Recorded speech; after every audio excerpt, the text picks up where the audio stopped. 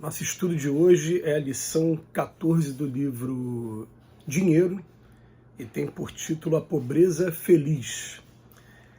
Quem se empobrece de ambições inferiores adquire a luz que nasce da sede da perfeição espiritual. Quem se empobrece de orgulho encontra a fonte oculta da humildade vitoriosa. Quem se empobrece de exigências da vida física recebe os tesouros inapreciáveis da alma. Quem se empobrece de aflições inúteis em torno das posses efêmeras da terra surpreende a riqueza da paz em si mesmo. Quem se empobrece de vaidade amealha as bênçãos do serviço. Quem se empobrece de ignorância ilumina-se com a chama da sabedoria. Não vale amontoar ilusões que nos enganam somente no transcurso de um dia. Não vale sermos ricos de mentira no dia de hoje para sermos indigentes da verdade no dia de amanhã.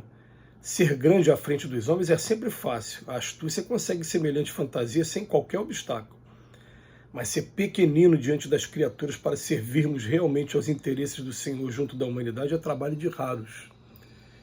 Bem-aventurada será sempre a pobreza que sabe se enriquecer de luz para a imortalidade, porque o rico ocioso da terra é o indigente da vida mais alta, e o pobre esclarecido do mundo é o espírito enobrecido das esferas superiores que será aproveitado na extensão da obra de Deus. É interessante a gente analisar uma coisa.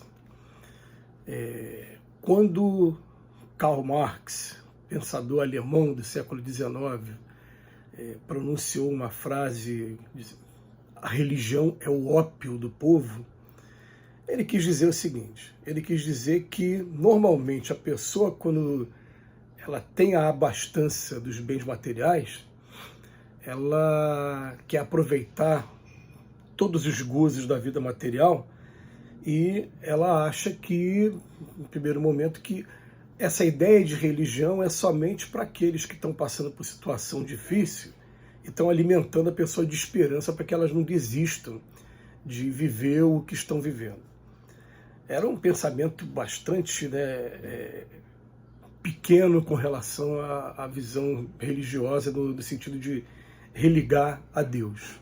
Mas era a visão do filósofo aí que deu motivo até para as pessoas começaram a usar até o nome marxismo, enfim. E o que acontece? A gente vai ter, de um lado, aquela pessoa que sofre muito com as restrições, mas porque está vivendo um gênero de prova, e dentro desse gênero de prova está se enriquecendo aos poucos, ou pelo amor, pela dor de bens que são inalienáveis, os bens espirituais, aqueles que nos acompanham mesmo, e vai encontrar de um outro o rico que simplesmente fala: não, essa coisa não é para mim não, isso aí é só para quem está passando por restrição, né? Porque eu não estou passando nesse momento eu tenho que aproveitar mesmo as coisas da vida. E o Emmanuel hoje vem trazer uma outra visão de pobre. Quem se empobrece de ambições inferiores adquire a luz que nasce da sede de perfeição espiritual. Essa primeira frase, né, vamos botar ambições inferiores. O ambição inferior vai variar o conceito de pessoa para pessoa. O que eu acho inferior, outra pessoa não acha inferior. O rico não vai achar nunca o gozo do bem material, a compra da lancha, a compra dos bens caros, uma coisa inferior, né? Então, vou botar ambições inferiores, ficou uma interpretação ainda muito aberta. Mas no parágrafo seguinte ele fala: quem se empobrece do orgulho, agora ele começa, vai encontrar a fonte oculta da humildade vitoriosa. Então ficou pobre de orgulho e ganhou mais humildade. Legal. Quem se empobrece de exigências da vida física, aí sim, vai receber tesouros inapreciáveis da alma. Então, aquelas exigências que a gente tem para a gente estar vivendo a vida material, quanto menos necessidade tem, mais rico é o homem. Isso é frase de Mahatma Gandhi. Depois ele fala para a gente: quem se empobrece de aflições inúteis, vou botar mais um termo que vai ter interpretação diferente de pessoa para pessoa. O que é aflição inútil para mim não é aflição inútil para o outro. Então, primeiro ele usou, né, ambições inferiores, deixou e depois explicou o que seria, falou orgulho, exigência da vida física, aflições inúteis, em torno de posses efêmeras da terra, surpreende a riqueza da paz em si mesmo. Ele está querendo dizer aqui, né, gente? A gente conhece tanta gente hoje que eu quero comprar um apartamento em uma região qualquer mais nobre e faz esses financiamentos de 30 anos que hoje são propostos pelos bancos e dali para frente cria uma vida com uma restrição muito grande.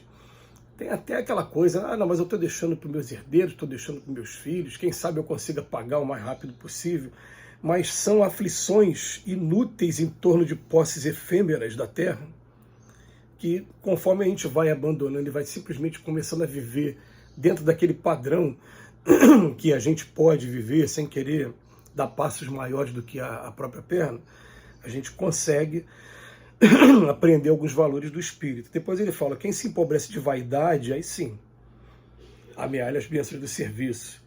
Quem se empobrece de ignorância, como é que a gente se empobrece de ignorância? Estudando, a gente se ilumina com a chama da sabedoria. Não vale amontoar ilusões que nos enganam somente no transcurso de um dia. Não vale sermos ricos de mentira hoje, para sermos indigentes de verdade no dia de amanhã, porque hoje eu vou estar numa riqueza, mas eu vou lembrar de uma coisa. Estamos rodeados por uma nuvem de testemunhas. Os espíritos estão assistindo tudo o que eu estou fazendo, tudo o que eu estou falando, e inclusive podem esperar, porque vai ter espírito sim, com ironia depois, chamando a nossa atenção, falando, mas eu vou falar para eles, olha, eu fiz muita coisa errada, posso ter feito sim, mas quando eu conheci a doutrina espírita, eu comecei a modificar os meus comportamentos. Tem coisa que, infelizmente, o ser humano é lento. Eu sou lento, você é lento também.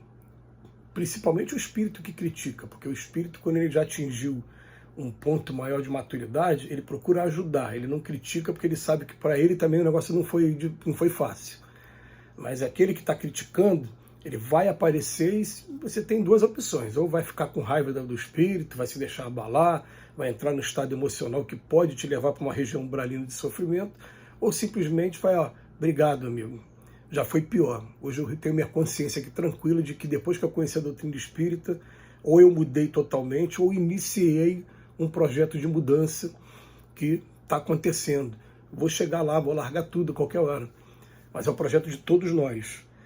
Mas a pessoa que é rica de mentira, daqui a pouco vai encontrar a verdade no mundo espiritual e vai descobrir que, na verdade, a gente nunca consegue esconder nada de ninguém. Está tudo bem escancarado. Depois ele fala, ser grande à frente dos homens é fácil. Astúcia consegue semelhante fantasia. Agora, ser pequenino diante das criaturas para servirmos realmente aos interesses do Senhor, esse é trabalho de raros.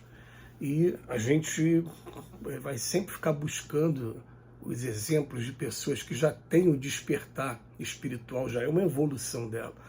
Para ela estar vivendo a prova da riqueza e, ao mesmo tempo, estar se entregando a alguns trabalhos de esclarecimento, então de atender uma necessidade maior do ser humano que esteja mais próximo da gente.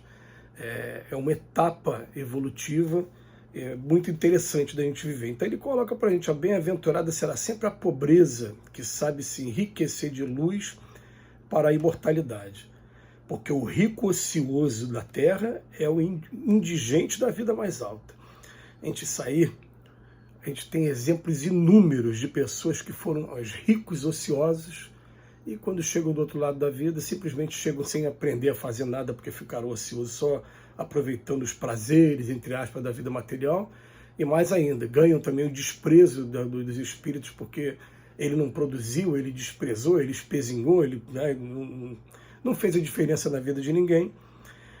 E depois ele bota pra gente, o pobre esclarecido do mundo é o espírito enobrecido nas esferas superiores. Mas a gente só vai lembrar aqui com esse estudo tão interessante de hoje, que a gente pode encontrar ricos no mundo, também ricos para a vida maior.